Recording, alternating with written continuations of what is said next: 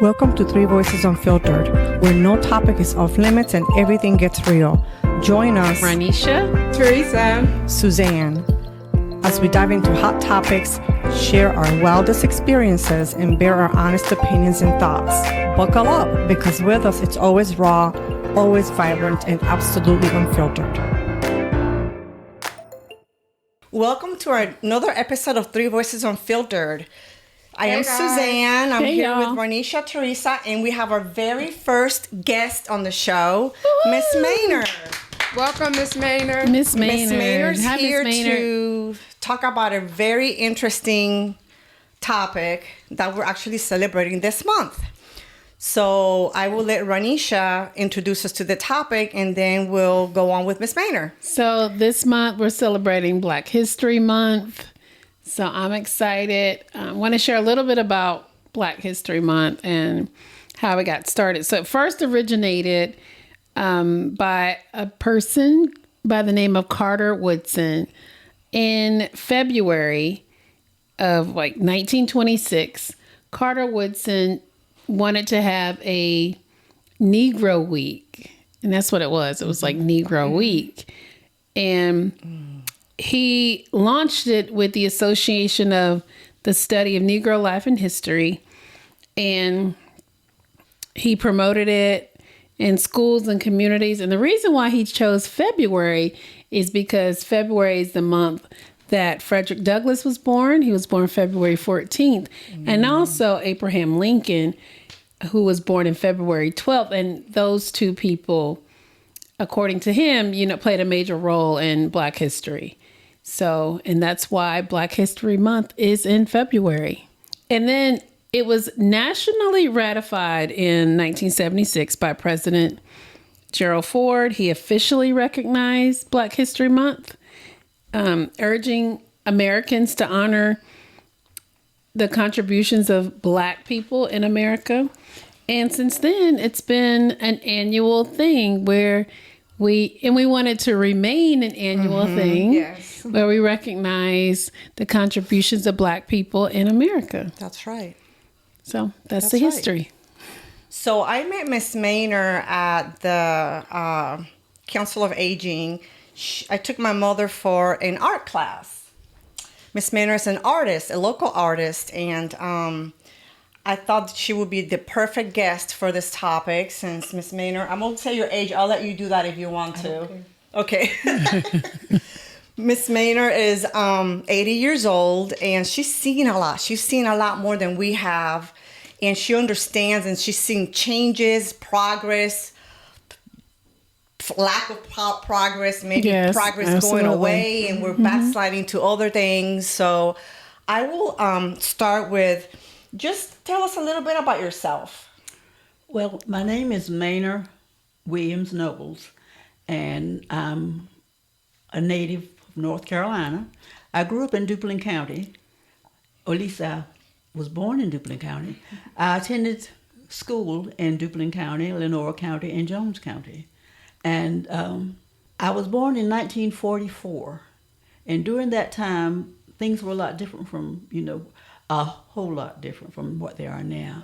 And I am the oldest sister I have 7 children in my family younger than me, and I have an older brother.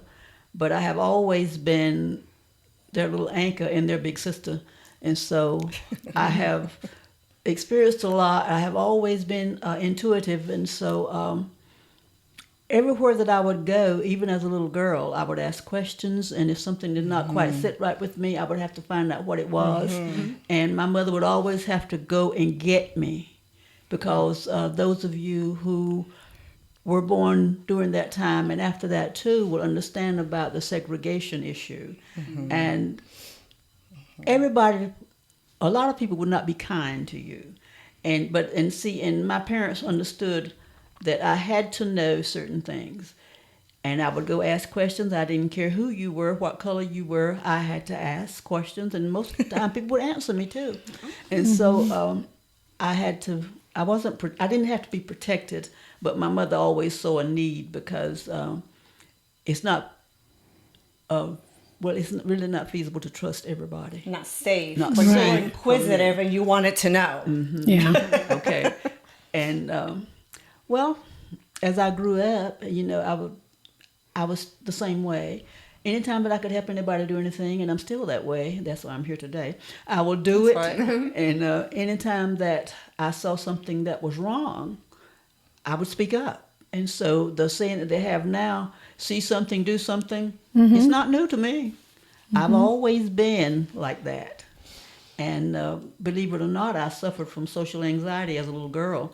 I would still do something. If I couldn't do anything else, I'd just faint. And, No. I couldn't help that. It just passed. Oh, wow. And at least you would get a different focus for a moment or two, but as soon as they revived me, I'd be right back into To doing what you had to do. Oh my into goodness. why Wow. did you do so and so, or what's the reason for so and so, or come on, let's go do so and so. And so that's Wow. So what significant challenges do you feel you faced growing up, not only as a woman, but also as a Black woman?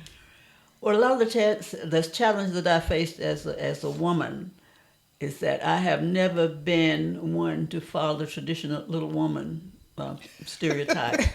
I'm a farmer's That's right. daughter. You had, when there was farming to do, and the area that I started growing up in, it was cotton and cucumbers and peanuts and white potatoes, and so there were always truck farms, and everybody could pull up a potato or pick out some peanuts, so everybody had to work.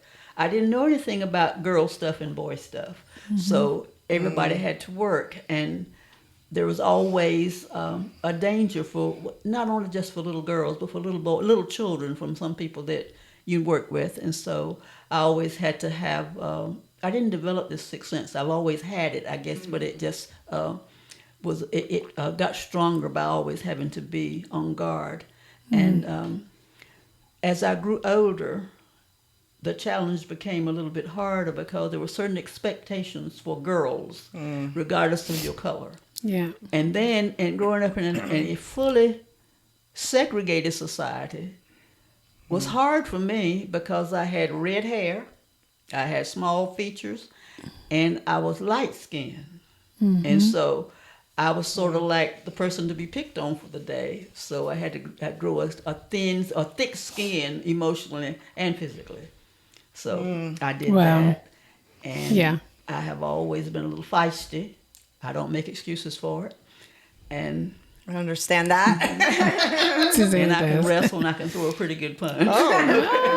So that's kind of how that is. Well, Miss Maynard, we understand and we know that you grew up in the civil rights era, that movement. Would you mind discussing with us a little bit about how that affected you, your community, how it affected you personally? Well, our communities were, we were always sort of on guard because Black communities had a whole different set of rules that they had to follow in society because of the differences, the places you could and could not go. Yeah. But during the civil rights movement, there was just as much fear. There was fear in our neighborhoods because anything could happen to you. Right. And there was fear in the white neighborhood because they felt that they were losing something they had always been entitled to. And so all of us became their enemy. And they became ours. And there was fear and there was hatred and there were just a lot of things going on. But then even in that, there were some very nice people on both sides. There's always one. And I have been one person that I've always been fortunate enough that regardless of the situation, I had somebody that had my back. That's nice. That's good. And for the longest stretch of my life, it was a little white woman that taught kindergarten, and she was our foreman's wife, but she said that children were children. And she looked after everybody. She said, That's and right. if we go back 2 generations, we'd be coming out from everywhere. And that was her clean way of putting things. But anyway, that's how she was. But she always had my back. Miss Maynard, you mentioned how you had red hair and you're light skinned and lighter, skin. And tell me how that impacted you on from, your Black community, Black friends, Black family members to white. Well, we can tell you how it started and how you had to deal with it. I have a Black grandma from Africa. I had a white grandma that lived in Jones County. Her father was from Ireland, and her mother was a mixed race woman, so she was stew for all practical purposes. My grandma on one side was white, and my grandma on the other side was Black. They could not stand each other. They were born the same month and the same year and 20 days apart. Wow. And they were very strong women. And they were always, the two of them, they've always been my role models. And that's how. And I came out looking like my white grandmama's people mostly, except I'm a little bit browner than them. But then we haven't even entered my father's people in yet. And so it was sort of like I was the result of good gumbo, And so I had good days and I had bad days. And I was always taught, and we were talking about it as we were coming here today, to just be you. That's and be good. the best you that you can be. That's good. And so that's what I've always done. Some people like me, some people don't. I don't worry too much about that. I didn't then, and the older I get, it seems like wasted energy. That's right. Absolutely. I agree. Wow. I did want to ask you a follow-up to Teresa's question about the civil rights movement. Can you share some examples or some experiences during that time, or something, or one that really sticks up? Yes, because Stands out to you. In the neighborhood, we didn't get to go to the washerette, but ever so often. Like the laundromat? The laundromat. Okay. Wash It was washer. Yeah, that place. But anyway, you had white only and colored only.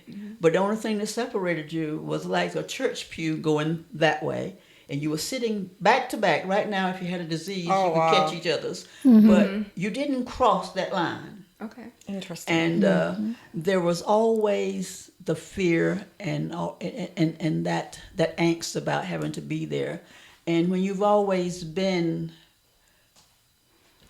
taught to be that you were superior, and when we were never thought of as being anything but property, and we can clean it up any way we want to. That's what it was. When we were talking we the people, they were not talking about what they clean up now and call the enslaved people. And I won't go about the percentage of Negro blood that you had to have in you to be considered as Black. Right. But everybody, it was like I said, it was just a lot of fear going around. And some of the very people that my father worked with during the day, when in the midst of all that, and especially, I don't mean to jump ahead here, but when they started to integrate the schools, my little brother was one of the first Black kids to go to an all-white high school.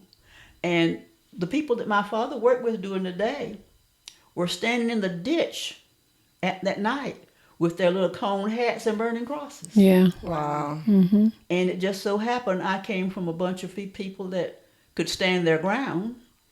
The porch belonged to, well, the one he was on, he was renting and paying rent on. The porch belonged to my daddy, his mother, my mother, and that was like being in a fight with Harriet Tubman, Annie Oakley, and Wyatt Earp. Okay, they had it under control. Yeah. Wow. So now that's kind of how it was. It was still scary. Yeah. I And bet. I'm not trying to make this into a comedy, but that's how I have to No, look at that's it. I real. lived through it. No, that's real. Wow. That's real.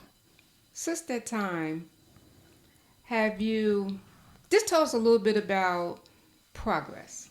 All right. No, when I say progress, I'm talking about since that time. So we're talking about the 50s and the 60s, right? And so let's go up to last year. Let me stop. Okay. Right. Clearly. 2024. You can go as far as you want to. But anyway, because I know, let's be honest, there has been progress. Yes. There has been progress. Yes. I just want you to, just in your experience, just from growing up as a young child and a teenager, and a young married woman, and then going through your 30s and your 40s, and there's been some progress. So you want to talk to us a little bit about that? Yes. that you're proud to talk about? Yeah. You know, Oh. that makes a difference. I am proud for, well, not just me, well, I enjoyed it, but for black women in general. We came from mostly a domestic position where you were cleaning someone else's house and raising someone else's children, to having your own children, raising your own children, and having your own house. You had an education, you got jobs outside of the house other than teaching. There's nothing wrong with teaching, because Lord knows we needed some. That's Yes. right. And then they went into insurance, and then women into to live long enough to see a black woman running for president of the United States. Right. Now you know Yeah. I have been walking around with my chest out. Yes, But yes, it was we understand. it's something. But just Yeah. in the communities, just the local people too. You came from being there, and I think all jobs are important. They're what you make them.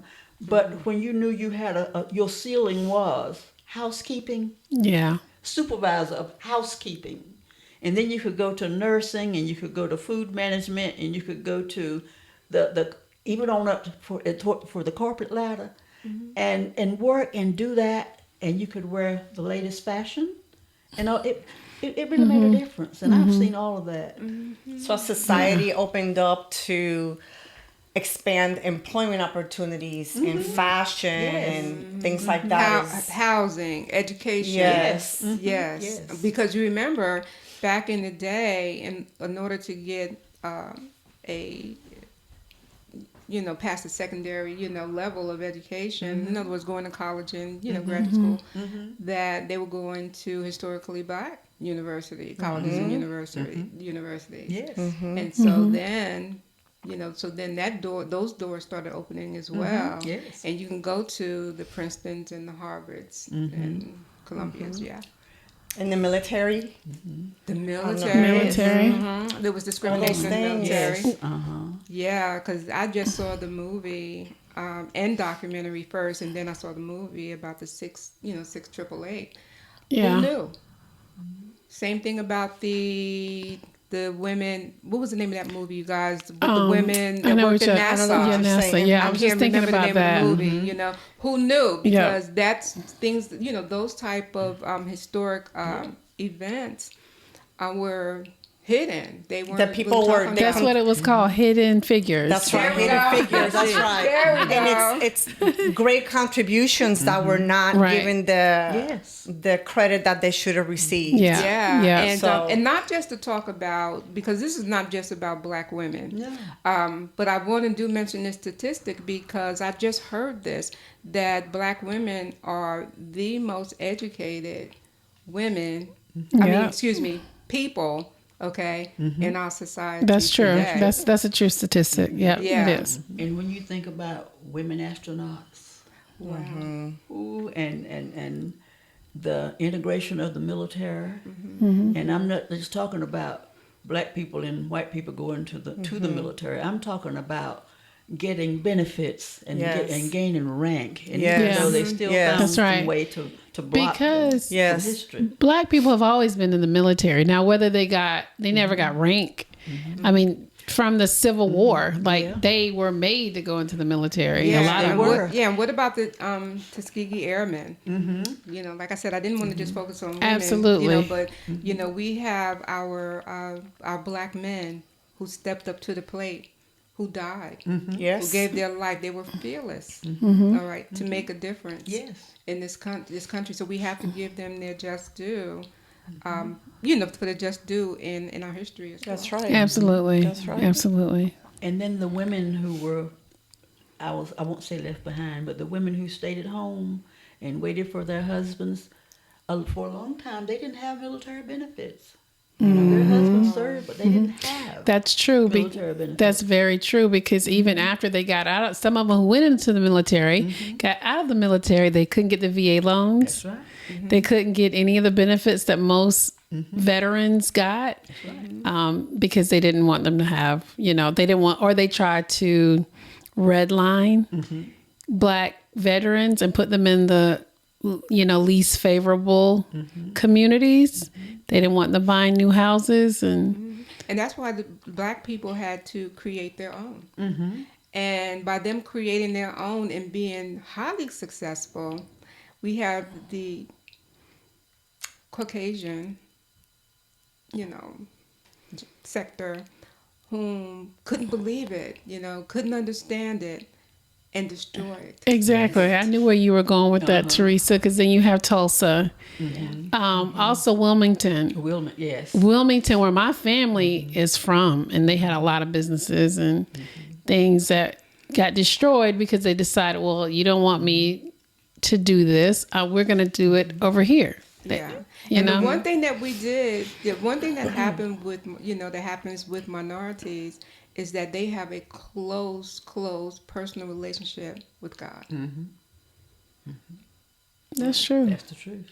If you think about it, just think about it. It's the truth. Miss Manor, you've had such your life, it sounds so Rich. Yes. Rich is a great word. Rich. What do you think we could do to continue to teach our young people who don't know as much and haven't lived through as much like someone like you have lived through? We need to do just what I do. I volunteer. My career was in juvenile corrections. The first 8 years of my career was when ESEA Title I, when the federal government got involved with integrating schools and they told that separate but equal lie. Okay, and they started bringing in art history and music. Our music teacher used to play for the Glee Club, and that was it. But they didn't learn anything about, and it's not anything bad about them. They were doing what they were told to do. But to come in and have music and learn about people other than black people singing the blues, and but that's good too. But to learn about some black people and some white people too, and that all of these people came in. And I was fortunate enough when in Lenore County schools, when they brought all of that information in, they didn't have a teacher to teach it. I wasn't a teacher. I was just a young person I got married at 18. But I have always been my community leader, and anything in my community with homework and everything else, I was like the Pied Piper. I've always been busy. That's awesome. That's good. But then I decided one time I was not going to faint anymore because the people who hired me to do stuff, they were talking about me. And I said, okay, you can lay down here and be a victim the rest of your life, or you can get up and show them who you really are. So Mouth Almighty came back. Okay? But when I still will get up and I will stand up for whatever. And in my community, I used to have art classes. I used to have my grandmother, the black one, who didn't get any further than the third grade. She could read anything that people are reading now. And she would teach from the Bible. But she could read it, and she was a domestic, so she brought home the newspaper the day after. But all of us better read that paper. And since we were in a rural community, everybody was pretty much always at our house because Mama made the best steak fries in the world. And Steak fries. if your kids were lost, regardless of what color they were, their mamas would come looking for them. There were quilts all the way down the floor in what we call the front room at that time. And you look around there's a blonde, there's a curly hair, there's no hair at all, there was a black one. But they were all fed and clothed and safe. And that's what our house, we were sort of like the Underground Railroad of the community, okay? Yeah. But that's what our house was like. Wow. And we had that sense of safety. And Mama would sit down. My mother had a beautiful voice. And she could sing anything. And my father, give him a stick, 2 nails, and whatever, he could make anything. And we were always teaching, because some people have told me since then, you know good and well black people didn't live like that. Yes, we did. We didn't have things brought that you would buy from the store. My father carved wood toys. My mother had 8 babies. Every baby but 3 had their own crib. But when it got cold and the baby was big enough to move to the dresser drawer, that crib became firewood. You had to utilize everything you had. Yeah. And we taught that to everybody. But we also, we have taught so many people to read and write in our little house sitting on the floor, or how to do different things. And I was fortunate enough that that's what I was telling you about that helped me, has been in my life forever. Mm-hmm. When her kids went off to college, one of them was determined to be a doctor, and I know you know about anatomy. He couldn't draw a stick peak person, but I could. And so I think I was the richest little poor girl in the neighborhood because I got paid well for For drawings. for draw. doing his drawings. Oh, wow. And so I don't feel too guilty because he didn't become a doctor because he had to go into real estate, into law enforcement because he had an eye thing that would prevent him from being a doctor. But I was asked to do the drawings, and I did them because I could draw. And I have always been able to do that. And a person who loves being by themselves, I have always had a little trail of people. I had my own little community. They weren't looking up to me and kissing up to me, but they were behind me and asking questions. So education, Educating being people. involved, spending time with the community are kind of the things that you feel our generation needs to know now Yeah. in order to continue in acceptance, because your mother, like you said, Yeah. had children from the whole neighborhood over. So not just segregating ourselves, because we unwillingly sometimes do that. Yes, we do. Yeah. Yeah. I think it's just an opportunity to share what you've learned with somebody. Yes. Like whoever you encounter, whoever you meet. And I try to do it with my children to talk about how I was born. And then also talk about how my grandmothers were raised and what they went through. Just share that knowledge.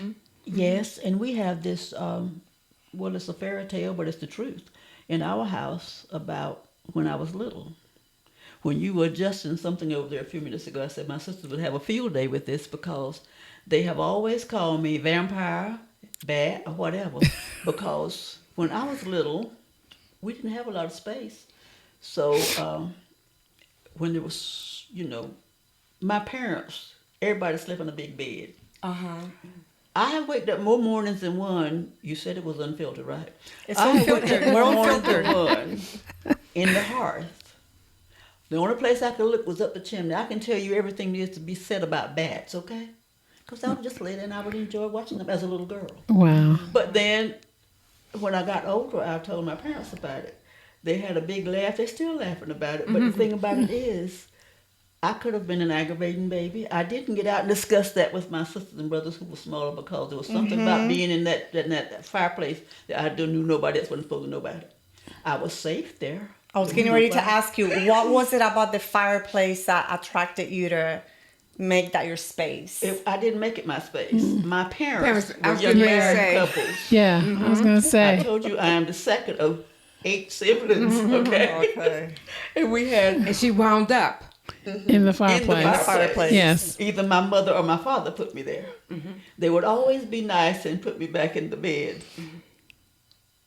later on. But I spent a lot of hours looking up, and I was born in a house that was so old until where they did the cooking and everything. And actually, it was a house that was built probably during the 1800s, but it had this huge chimney in the middle of the floor. And my grandma, and she had always been part of our life. My daddy's mother. It was just the two of them, so most of the time, wherever he went, she went, or vice versa. She was on the other side. And my little oldest brother, he had a little crib in her room, so he didn't have to go to she was well over 60. So they didn't have to go, she didn't have to go in the fireplace or any place. But on our side, we had this huge bed, and there were usually 4 of us in that bed. At one time or another, 2 of us got out, okay? One of us went in the dresser drawer, depending on your age. The top dresser drawer, and the other one went in the fireplace. So Yeah. I can't remember. I was too big for the top dresser drawer, so I was always in the fireplace. But as I look back on it, I can think of so many stories that I can write based on That's awesome. on the life of bats. But Oh, wow. I didn't mean to get up on that one, but No, that's great. That's good. that's just how it was at our house. And there were always other kids there. And it's like I said, in the rural areas, the segregation came about when you left home and like would go to the store or go to some place. Right. Okay. Because you know That's a why? good Because they were point. protected, Mm-hmm. okay, in Yeah. their area, in Yeah. their space, in their Yes. environment. Yeah. But once you go outside, but did your parents? Obviously, I know they did, but I'm gonna ask the question anyway. Did they, prepare you guys for the outside? Lord, yes. Okay, all right. We had sessions on what we could and could not Okay. do. Oh, wow. My biggest heroes through all of this, my grandma, the one that we lived with, because I had to correct my mother on that a lot of times because she was the one usually that would rent the house because she knew a lot of people. Right. And the people she worked for, if they were farming and they had a house, she would make she called her one little old youngin'. That was her son, my daddy. If he needed to move somewhere and see, he was one of those jacks of all trade at that time. And you know, back in the day, a lot of men, black or white, did not have driver's license. Right. My father did. So at any given time, he made a living driving for people. Yeah. Now he couldn't get out of the car when they went somewhere, but he was driving. Wow. The area that I was born in, and when they were younger, it was truck farming, and so he always had a job, and he could build anything.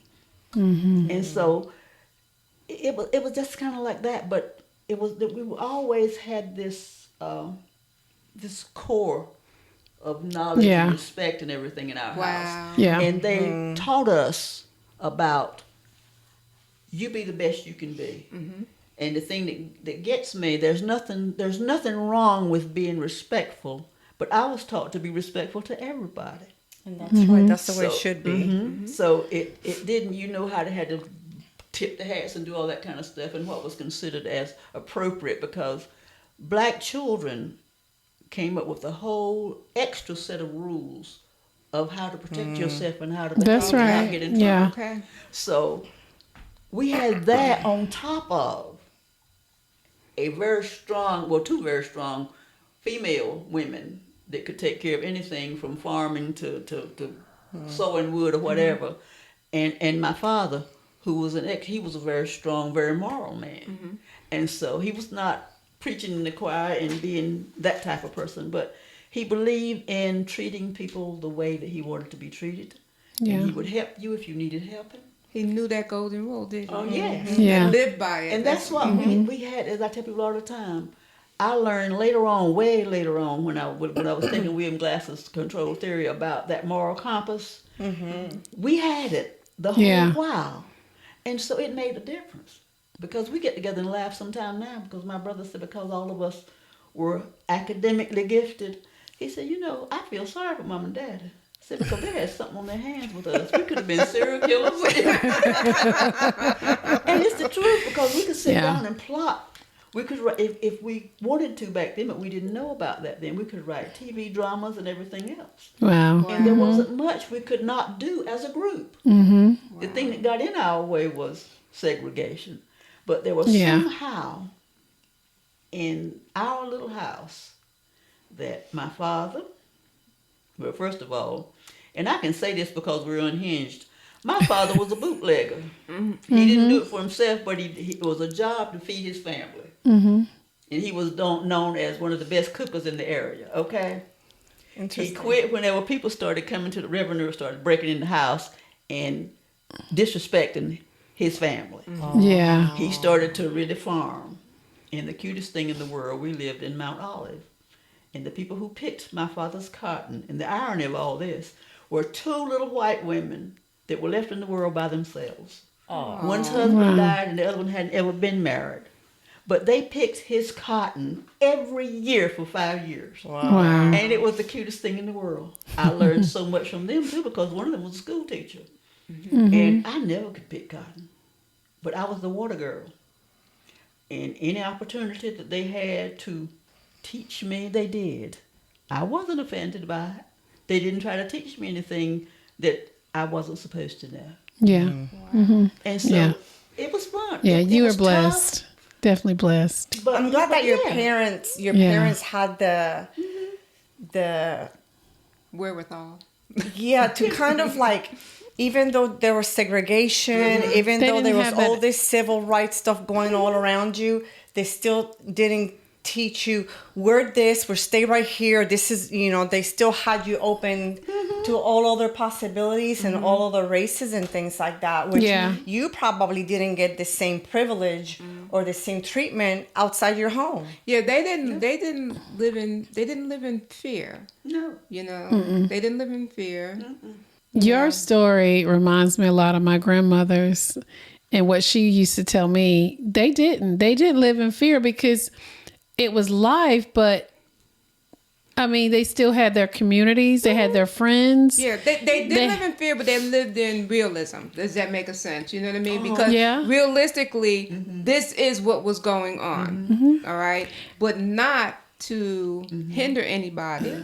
Okay, But I don't want to minimize the fear. There were people that I'm sure lived in fear. Oh yeah, And yeah. Absolutely, if you sure. have, like, I don't want it to make it light that, right? Yeah. Because there No. were bad situations. Oh, and- absolutely. Yeah. Absolutely. So, there was a so- lot going on. Yeah. And I don't mean, want to say that they just- were like fear, like they didn't have fear. But what I'm, I what understand. I know what you're saying. I know what I you're just want to saying. clarify that. But like I said earlier, both sides did. Yes. There was Right. the fear of being hurt, and that would happen to us. But there was also that fear of losing that comfort That's right. that white people always had. That's right. We had to be careful not to shake the balance of that in any way. And we had a whole new code of ethics, a whole new code of living safely as children. And so they were, but it was easy for some of us because, and it wasn't being subservient. It was being, we would always speak up for what we believed in. And we're not taught to cower down and do, but we were not taught to pick fights either. But if you wanted to fight, we knew how. But most of the time, most of my family was like me. We could talk you out of even trying to bother us. And we gone home to our business, and then we laugh all the way home about the look on your face. But Right. we knew, we were taught the skills that we needed to survive. That's right. Absolutely. Absolutely. By any means, but we learned later about Malcolm X, but by any means necessary. That's what I was right. going to ask you. Other than really just killing somebody. But there's something about a person who will walk directly in between a group of people. You speak and you keep going. Regardless of what names you call, you don't have to respond to that because you know who you are. That's right. And That's a good even point. with me, and I have been called mongrel, I have been called half white, I have been called some other little names I can't even talk about in here. And the crudest thing was, I have been asked by a lot of white men, "Who your daddy, gal?" And you know what? I was brave enough as a little red-headed black girl with braids that were coming out because they didn't get done every day. You're not. And that was, it keep right on going. Wow. And we, it was hard. Yeah. It hurt, but you learned to just, you knew you were going to survive. And we had to, as not run in packs. We weren't gangs back then, but we very seldom went anywhere by ourselves. Absolutely. understand, yeah. Absolutely. No. Your That was grandma protection. or your big brother, and I was bigger than my big brother, but I always let him stand out there and be the big brother, even though he was shorter than me. And but all the ideas he got for how to take care of business, I could plan. And they can too, so I'm not taking all the credit Right. for this because they're here and they hurt me. But anyway, I'm not. This was serious, and it was a way of life. But I like you said, I was blessed. There Yeah. were hard You were- times. it I was going to sounds like say, it you didn't take most of our joy, black people raised during those times. No, Your we joy, had- you still yes. had joy despite Yes. what was going on in the world. Right. If you had that good core, Yes, At yes. home. and That mattered. and that Jesus, that believed in Jesus. Absolutely. That was Join us next week for part 2 of this episode.